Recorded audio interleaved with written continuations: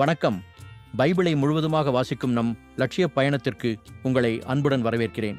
இன்று நாம் எண்ணிக்கை நூலில் 13வது அதிகாரத்தை வாசிக்க இருக்கிறோம். இதுவரை நாம் மொத்த நூல்களில் 10.85% நூல்களை வாசித்து முடித்துவிட்டோம். இன்னும் சில நூல்களை முடித்தால் நம் பயணம் வெற்றிகரமாகும். இன்றைய வாசிப்பின் மூலம் அந்த இலக்கை இன்னும் முன்னோக்கி நகர்த்துவோம். வாங்க தொடங்குவோம். உளவாளிகள். ஆண்டவர் மோசேயிடம், இஸ்ரேல் மக்களுக்கு நான் கொடுக்கும் கானான் நாட்டை உளவு பார்க்க ஆள்களை அனுப்பு. மூதாதையர் குலம் ஒவ்வொன்றிலிருந்தும் அவர்களுள் தலைவனாயிருக்கும் ஒருவனை நீ அனுப்ப வேண்டும் என்றார். ஆண்டவர் கட்டளைப்படியே மோசே அவர்களை பாரான் பாலை நிலத்திலிருந்து அனுப்பினார். அந்த ஆள்கள் அனைவரும் இஸ்ரேல் மக்களின் தலைவர்களாக இருந்தவர்கள்.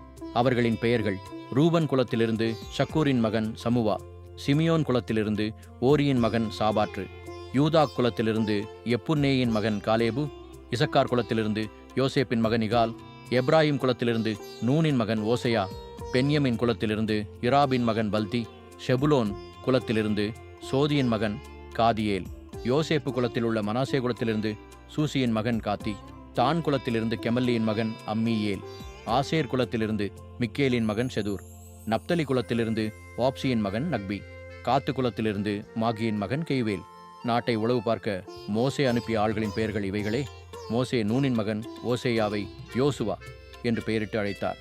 கானான் நாட்டை உளவு பார்க்கும்படி மோசே அவர்களை அனுப்பினார். அவர் அவர்களிடம், நீங்கள் நெகேபுக்குச் சென்று அதற்கு அப்பால் மலைநாட்டுக்குப் போங்கள். அந்த நாடு எப்படி இருக்கிறது? அங்கு வாழும் மக்கள் வலிமையுள்ளவரா வலிமையுற்றவரா? அவர்கள் பலரா சிலரா?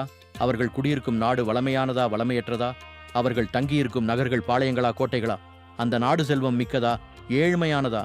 மரங்கள் அங்கு உண்டா இல்லையா என்று பார்த்து வாருங்கள். துணிவுடன் இருங்கள்.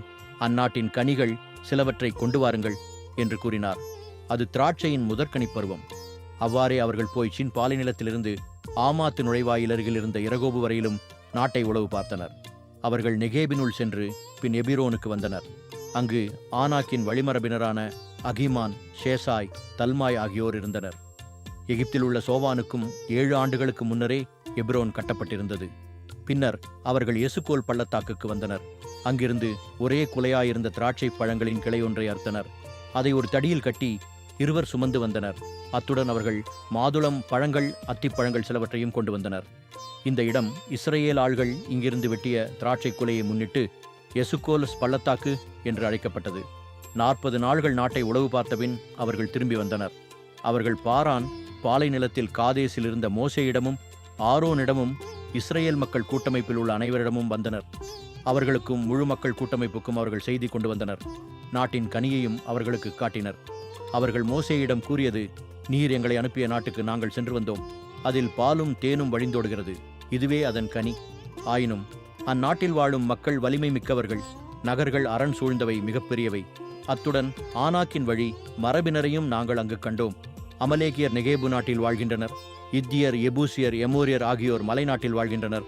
கானானியர் கடலருகிலும் யோர்தானை ஒட்டியும் வாழ்கின்றனர். காலேபு மோசேமுன் மக்களை உடனே அமைதிப்படுத்தி, நாம் உடனடியாக போய் நாட்டை பிடித்துக் கொள்வோம், ஏனெனில் நாம் அதை எளிதில் வென்றுவிட முடியும் என்றார். ஆனால் அவருடன் சென்றிருந்த ஆள்கள், நாம் அம்மக்களுக்கு எதிராக போக முடியாது, ஏனெனில் அவர்கள் நம்மிலும் வலிமை மிக்கவர்கள் என்றனர். இவ்வாறு அவர்கள் உளவு பார்த்து வந்த நாட்டை பற்றி தவறான தகவலை இஸ்ரேல் மக்களுக்கு கொண்டு வந்தனர். அவர்கள் கூறியது: உளவு பார்க்கும்படி நாங்கள் சென்றிருந்த நாடு தன் குடிமக்களையே விழுங்குவதாயிருக்கிறது. அதில் நாங்கள் கண்ட மனிதர் அனைவரும் மிகவும் நெடிய உருவத்தினர். அத்துடன் நெப்பிலிமிலிருந்து வருகிற ஆனாக்கின் புதல்வராகிய அரக்கரையும் கண்டோம்.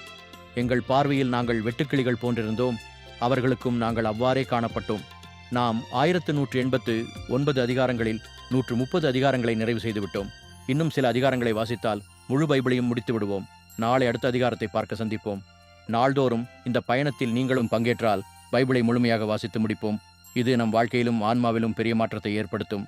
இந்த பயணம் உங்களுக்கு நம்பிக்கையையும் சமாதானத்தையும் கொடுத்தால் இந்த வீடியோவை லைக் செய்யவும், சப்ஸ்கிரைப் செய்யவும் மறக்க வேண்டாம். பகிர்ந்து மற்றவர்களையும் இந்த பயணத்தில் சேருங்கள். நாளை மறக்காமல் வாருங்கள்.